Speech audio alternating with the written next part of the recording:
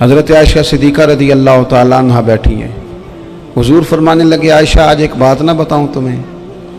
یا رسول اللہ بتائیے. حضور فرمانے لگے جب تم مجھ سے ناراض ہوتی ہو تب بھی مجھے پتہ چل جاتا ہے، اور جب راضی ہوتی ہو پھر بھی پتہ چل جاتا ہے.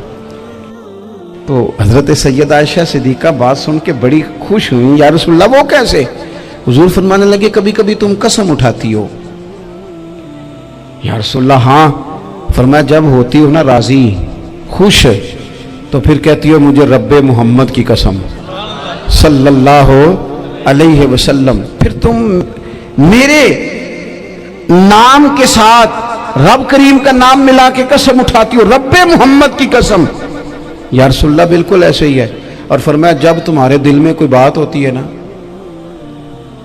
تو پھر تم کہتی ہو مجھے رب ابراہیم علیہ السلام کی قسم. پھر تم رب محمد نہیں کہتی. یہ بخاری مسلم میں موجود ہے. حضرت عائشہ صدیقہ نے تو بات سنی تو کھل گئی طبیعت. کہنے لگی کریم صدقے جاؤں یہاں تک خیال فرماتے ہو؟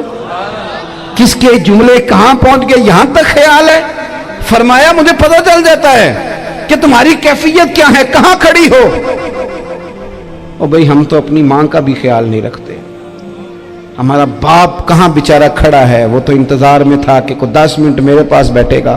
توجہ ہی نہیں، جذبات کا خیال ہی نہیں. حضرت عائشہ صدیقہ بات سن کے عرض کرنے لگے یا رسول اللہ مجھے رب محمد کی قسم ہو میں صرف نام چھوڑتی ہوں، میرے دل میں ہر وقت مدینے والے محبوب ہی رہتے ہیں. نام ہی چھوڑتی ہوں صرف. او میرے دوست تھوڑا سا جا. اور دوسرا عرض کروں گا دولت اگر بہت عالی چیز ہوتی نا بہت قیمتی تو سب سے زیادہ سیدہ عائشہ کے گھر میں ہوتی. اگر پیسوں سے ہی سوکھ آتا تو پیسے سب سے زیادہ حضرت فاطمہ الزہرا کے کاشانہ نور میں ہوتے. او میرے بھائیوں سونا وقت محبتوں سے گزارا جا سکتا ہے. او بھائی میں نے تو اپنے گھر میں یہ دیکھا کہ میرے والد صاحب گرمی آتی تو فرماتے او لو بھائی تانوں پرواہ نہیں میں تواڈے پڑولے چ دانے پا دیتے نے تے تواڈی ماں نے مرتبان چ اچار پا دیتا ہے. لو اب تمہیں کہیں جانے کی ضرورت نہیں پڑے گی. اس پہ بھی وقت بڑا اچھا گزرتا تھا. اس پہ بھی ٹائم بڑا اچھا. 6 کھانے کھا کے بچے نخرے کر رہے ہیں. میں نے اپنے والد صاحب سے ایک دن کہا میں کہ ابا جی تمہیں پسند کی ہے؟ فرمان لگے پتر جے تو لگی ہوگے بھوک پھر تیار شاہی، اور اگر بھوک نہ ہو تو پھر نخرے ہیں، پھر کیا پسند ہونا ہے؟ طبیعت نہیں. اپنے گھروں میں اپنے دوستوں میں اطمینان پیدا کریں، اضطراب سے باہر آئیں. اور ایک بات اور عرض کرنی ہے، یاد رکھنا تقریر باہر چلتی ہے گھر میں نہیں چلتی. گھر میں عمل چلتا ہے. گھر جا کے آپ لیکچر دینا نماز پڑھا کرو نماز پڑھا کرو نماز پڑھا کرو نماز پڑھا کرو تو کوئی نہیں پڑھتے گھر والے. آپ گھر میں نماز خود شروع کر دیں. نبی پاک صلی اللہ علیہ وسلم نے فرمایا گھروں کو قبرستان نہ بناؤ، کچھ نفلی نمازیں گھر میں بھی پڑھا کرو. اللہ کے پیارے رسول صلی اللہ علیہ وسلم کا گھر مسجد نبوی کے بالکل ساتھ ہے. دروازہ حضور کے گھر کا مسجد میں کھلتا تھا. لیکن نبی کریم صلی اللہ علیہ وسلم کیا کرتے تھے؟ حضرت عائشہ صدیقہ فرماتی ہیں تہجد کی نماز گھر میں پڑھا کرتے تھے. گھر میں حضور تہجد کی نماز پڑھتے. اگرچہ گھر میں دشواری تھی، کچھ عبادات کچھ نمازیں گھر کے اندر بھی انسان پڑھے. آخری گزارش آپ حضرات سے کرنی ہے. اتنا بڑا مجمع ہے، اتنے سارے لوگ تشریف لائے ہیں. ایک گزارش آپ حضرات کی خدمت میں رکھ کے بس میں نے بات کو سمیٹنا ہے. 2 باتیں میں نے آپ کی خدمت میں عرض کی ہیں. ایک تو دینی علم کا ذوق پیدا کریں، اور دوسرا اپنے گھروں میں تھوڑا ٹھہراؤ لائیں. تھوڑا سا اپنے یہ بچوں کے دستار فضیلت کا اجتماع تھا اس لیے میں نے یہ بات عرض کی.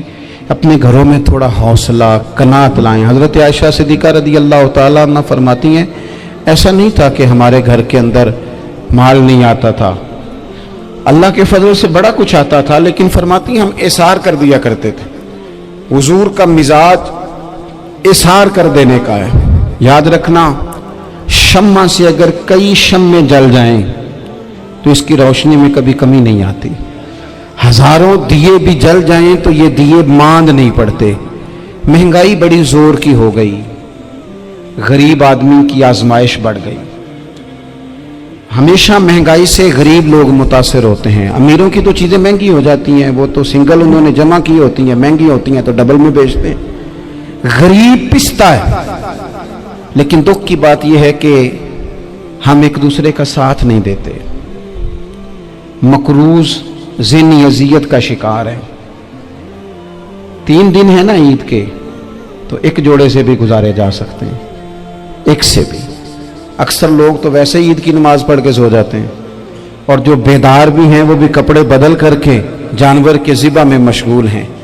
ہم نے اس عید پہ کوشش کرنی ہے کہ ہماری گلی میں، ہمارے محلے میں، ہمارے دائیں بائیں تھوڑا سفر کریں، بچوں کو دیکھیں، سرکاری سکول سے نکلتے بچوں کو دیکھیں، مساجد مدارس سے نکلتے بچوں کو دیکھیں. ہم نہ ایک ایک دو دو کا ساتھ دیں. یہ جتنی سیاسی جماعتیں کام کر رہی ہیں، جن کی حکومت تھی، جن کی ہے، پتہ نہیں کل کس کی آئے گی، میں تو ذاتی طور پر ان سے پورا مایوس ہوں. مجھے تو نہیں لگتا کہ جتنے لوگ آج تک حکومت کر چکے ہیں، بار بار آتے ہیں یا پچھلی حکومت گئی ہے، ان کے پاس کوئی پلان ہی نہیں ہے. یہ تو بیچارے ایک دوسرے کی ٹانگیں کھینچنے کے علاوہ نہ کچھ کر سکے ہیں، نہ امید ہے کچھ کریں گے. لیکن غریب کی تکلیف بڑھ گئی ہے. میرے پاس 20 لوگ آتے ہیں، آتے تو وہ دعا کا کہنے ہیں، آتے تو صرف یہ بتانے ہیں کہ اس مشکل میں ہوں دعا کرنا. لیکن دوستو، لوگوں کی باتیں سن کے بڑی تکلیف ہوتی ہے. ہم کیا کسی کی مدد کر سکتے ہیں؟ ہمارے لیے تو مدارس چلانے مشکل ہیں، لیکن لوگ اذیت کا شکار ہیں. ذہنی کرب کے نیچے لوگ آ گئے. اتنی بڑی اذیتیں کھڑی کر دی گئی ہیں. تھوڑا تھوڑا دیکھو، 2 کا کھانا 3 بھی تو کھا ہی سکتے ہیں نا، 3 کا کھانا 4 بھی تو کھا ہی سکتے ہیں نا. میرے محبوب نے ہمیں یہ نہیں کہا تھا زیادہ گوشت پکانا، بلکہ رسول پاک نے تو رنگ ہی بڑا سادہ دیا ہے. کریم نے فرمایا، عائشہ شوربہ ذرا زیادہ کر لو، پڑوسیوں کو بھی سالن دے دیں گے. تھوڑا شوربہ زیادہ کر لو، اسی کو بڑھا لو، تھوڑا شوربہ بڑھا لیں، تھوڑا تھوڑا ایک دوسرے کی مدد کریں، دست شفقت رکھیں. گلیوں میں سنسان لوگ، اب تو لوگ ایک دوسرے سے دکھ بھی نہیں کہتے، وہ کہتے ہیں دینا کسی نے ہے کچھ نہیں، اور تماشا الگ سے بن جائے گا. دوستو، ہم نے خود ایک دوسرے کا ہاتھ بٹانا ہے. جو لوگ صاحب ثروت ہیں، دیکھو ایک ہی باپ کی اولاد ہوتی ہے، ایک کو اللہ بڑا نواز دیتا ہے، 2-3 کمزور رہ جاتے ہیں. اس کو چاہیے وہ دوسروں پہ دست شفقت رکھے. ایک گلی میں سارے لوگ ایک ہی قبیلے کے، ایک ہی علاقے کے، ایک آگے نکل گیا ہے، اسے چاہیے وہ دوسروں کا خیال کرے. عزیز بھائیوں، ہم نے اس کمر توڑ مہنگائی کے دور میں نے جمعے میں امیر لوگوں سے کہا تھا کہ قربانیاں کرنی تو ہے ہی، تو تم تو سارا سال گوشت کھاتے ہو.